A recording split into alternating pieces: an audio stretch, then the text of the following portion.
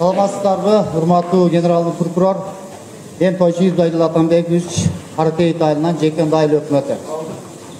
Биздин өтө көйгөй маселелерди биринчи бүт Чоңалай элине кайрылып көтөрүлгөн, биринчи урматтуу Чоңалай элинин тургундары. Биринчи байлык дегенде ден соолук, экинчи биздин чек арабыз маселеси, үчүнчү болбосо малыңар, акчаңар, байлыгыңар кайдакыларын билип тургула. Эң бир көйгөйлүү маселе биздин чек ара маселеси.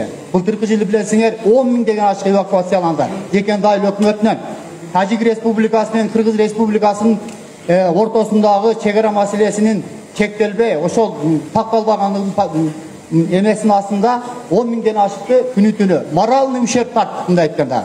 Канчалаган оорукчан адамдар, давлениеси барлар бул дүйнөдөн өтүп кеткендер деле бар арасында. Бул деген мен кайталай турган нерсе, бул чек ара маселеси Жекен айыл өкмөтү Каратей айылында 1999 жылы